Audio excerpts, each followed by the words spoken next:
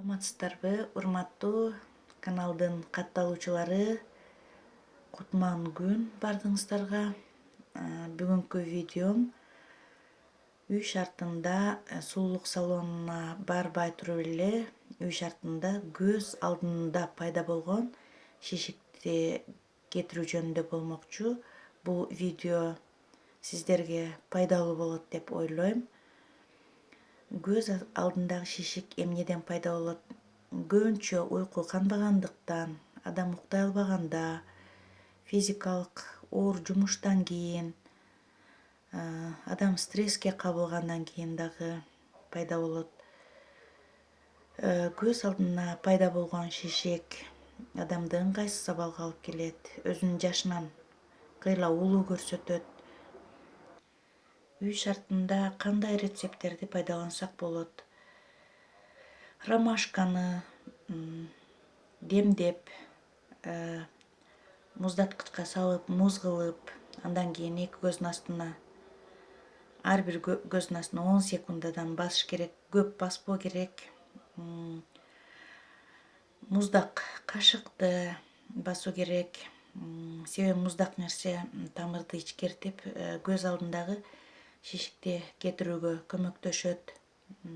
Чайды демдеп, пакеттик чайды демдеп басуу керек. Андан кийин бадырыңды жука кылып турап эки көздүн алдына басуу керек.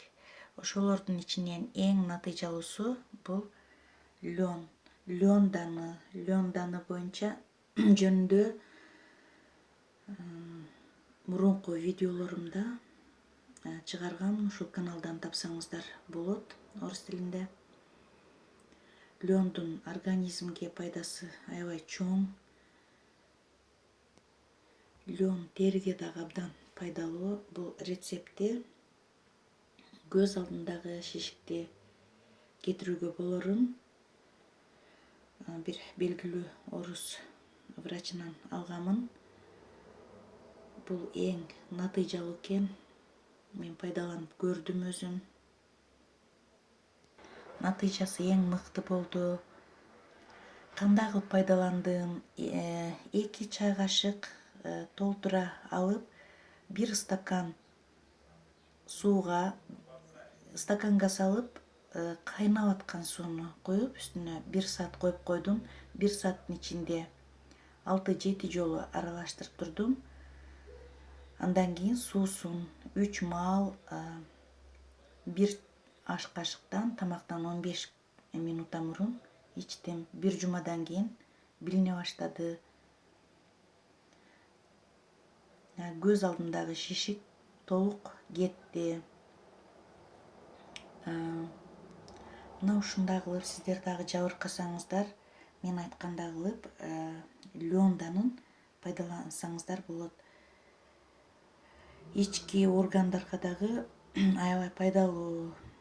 Ашказан ичиги жолдорун сезгенүүсүндө мына ушундай кылып пайдалансаңыздар, көздүн астындагы эле шишикти кетирбей, буттагы пайда болгон шишиктерди дагы кетирет. Эгер видео жакса, катталып кетсеңиздер болот. Комментарий калтырыңыздар. Эмки видеого чейин сак саламатта туруңуздар.